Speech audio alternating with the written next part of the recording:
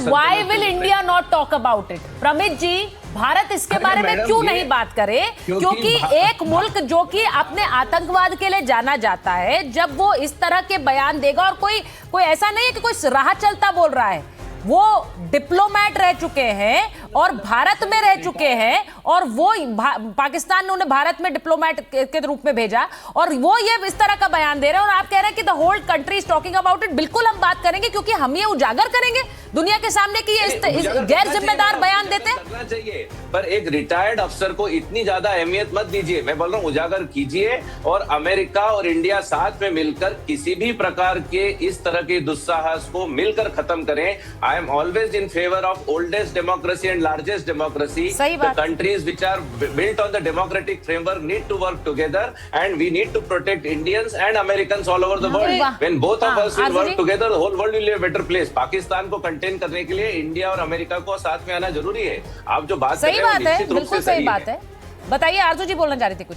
शरदे जी बात कर रहे हैं। मैं ये कहना चाह रही थी कि हम लोग हमेशा जब भी आपके शो में आते हैं या कहीं भी इंडियन शो में आते हैं, तो हमें बड़ी मुश्किल लगती है कि हम ऐसे लोगों को डिफेंड कर पाएं अपने यहाँ से जिनको डिफेंड करना मुश्किल है। लेकिन आज आपके ये वाले पैनलिस्ट जो अमेरिका से जुड़े, उनको देखकर मुझे लग रहा है ये तो हमसे भी ज़्यादा मुश्किल में, क्योंकि इनको डोनाल्ड ट्रंप को डिफेंड करना है, जिसको कोई भी डिफेंड करने को तैयार नहीं है इस वक्त।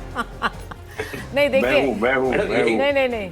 अच्छा, डोनाल्ड ट्रंप को आप सपोर्ट कर रहे हैं। एम्बेसडर बोरा, आप सस्पेंस बनाकर बीच में छोड़ गए। आप कह रहे थे कि रात के 12 बजे तक कुछ हो जाएगा, देखिएगा, आप इंतजार करिएगा, तब आपका फ्रेम फ्रीज हो गया। तो जरा बताइए 12 बजे तक क्या होगा? मेरा मानना है कि वो रिज्यूम करेंगे। जो मैंने समझा है, जो मेरी भविष्यवाणी तो हम नहीं करते, वो ठोकना शुरू करेंगे। दूसरी बात बेटा, ये आपने जिक्र किया था, ये कोई बेवकूफ है कहता है कि वह हाई कमिश्नर होता था पाकिस्तान का भारत में, उसका दिमाग खराब हो गया। उसको मेरा ख्याल जहन्नम में रखा हुआ था 2-3 साल के लिए, फिर बाहर निकाल के ले आए हैं कि भाई कुछ बोल जाके ये चीजें। The man is an idiot, he is an imbecile, he is a lunatic. और फिर साथ में क्या कहता है, अमेरिका हम पे हमला करेगा, हम भारत पे करेंगे। और टाइगर, इसका क्या मतलब है? अर्जेंटीना और ब्राजील की लड़ाई होगी तो भारत जाके नेपाल पे हमला कर दे। The man is a buffoon, he has no idea क्या बोल रहा है। अब he has been a high commissioner here, लेकिन उसको मुझे लगता है फौज ने निकाल के उसको पॉलिश कुछ पेंट वेंट लगा के बोला जाके ये बकवास कर। अब फिर कहता है जो होगा वो देखा जाएगा। अब एक कमीने, पैसे ले आप अमेरिकन फ्रेंड से और नागासानी और हिरोशिमा जाके देख ले, फिर पता लगेगा क्या होगा। और फिर साथ में जो मैडम बैठी थी उसकी और बेवकूफ औरत जो उसको कहती है हाँ अभी कर देना चाहिए हमको।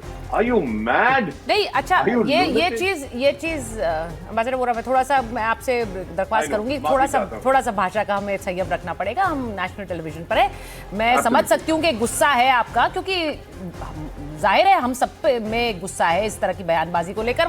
जर्नलिस्ट भी कह रही है हाँ करना तो चाहिए हमला। आप बिल्कुल सही कह रहे हैं।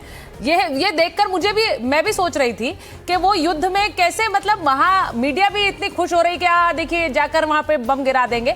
बहरहाल, मैं एक बार शरजई जी के पास जाना चाह रही हूँ, क्योंकि जिस तरह से उन्होंने बात रखी शरजई जी, उन्होंने कहा कि डोनाल्ड ट्रंप ने अफगानिस्तान में भी वही किया था, बहुत दिन तक अफगानिस्तान में युद्ध किया, उसके बाद वहां पर उसको छोड़कर आ गए इस हालत में कि उन्हें अब पता नहीं कितना समय लगेगा उसे वापस खड़ा करने में। वो अभी भी कोशिश चल रही है।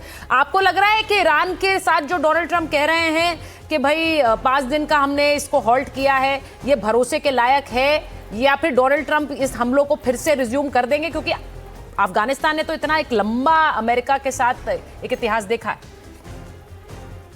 नमस्कार और सलाम सब मेहमानों के लिए। देखिए, मैं भाई साहब का जो अमेरिका से जुड़ गए, मैं उसके बात सुन लिया, जो बात किया ये मेरा याद आया कि शहबाज शरीफ जैसा ये भाई भी बात किया। शहबाज शरीफ भी अमेरिका गया, सब प्रेसिडेंट लोग के पास सामने बोला कि ट्रंप को नोबेल प्राइज का इनवाइट किया।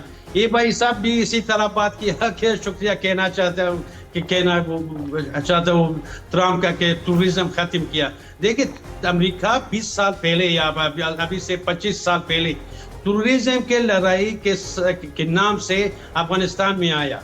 यही जहादी सोच जो ये भाई साहब बोलता है कि ट्रंप जहादी सोच का या जहादी लीडर को खत्म किया, यही जहादी सोच बनाने में अमेरिका का हाथ था। यही जहादी सोच से तो अमेरिका फायदा होता है, सबसे ज्यादा अमेरिका का फायदा हुआ। अभी जहादी सोच क्या अभी भी अमेरिका का फायदे में इस्तेमाल होता है। देखिए 5 साल हो गए अफगानिस्तान में तालिबान है, यही जिहादी सोच है।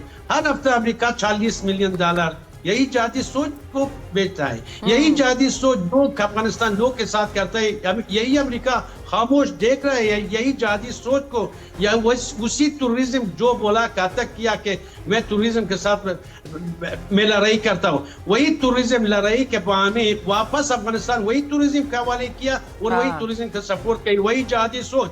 अभी जो ये 5 दिन बोला है ट्रम्प, मैं सोचता हूँ कि यही जिहादी सोच उसी ईरान में, यही मुल्ला लोग है, यही आखुंद है, यही आखुंद, यही जिहादी सोच, वही मुल्ला ईरान में अभी जो एक दूसरे के बहुत धमकी दिया, ये धमकी के साथ साथ और जो नेटो कंट्री था अभी अमेरिका का सपोर्ट में आया, यही हिसाब से मैं सोचता हूँ कि पर्दे के पीछे आखुंद या मुल्ला और अमेरिका के साथ समझौता हो गया।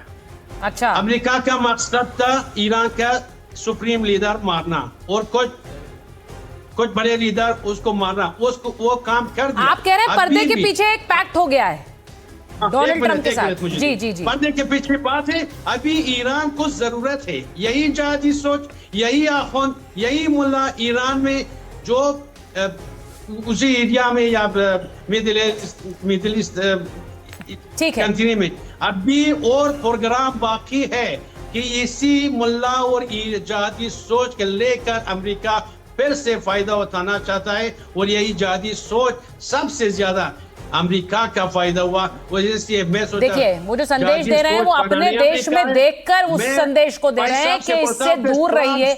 ईरान के लोगों को भी एक संदेश दे रहे हैं वो अफगानिस्तान से, वो ये कह रहे हैं कि अगर इस सोच के साथ आप रहे और इस कट्टर सोच के साथ रहे तो उसका फायदा अमेरिका उठाएगा और वो उसी बहाने से एक तरह से हमला करेगा। जबकि प्रमित जी कह रहे हैं कि ये इंपॉर्टेंट था, ये पूरी दुनिया के लिए जरूरी था।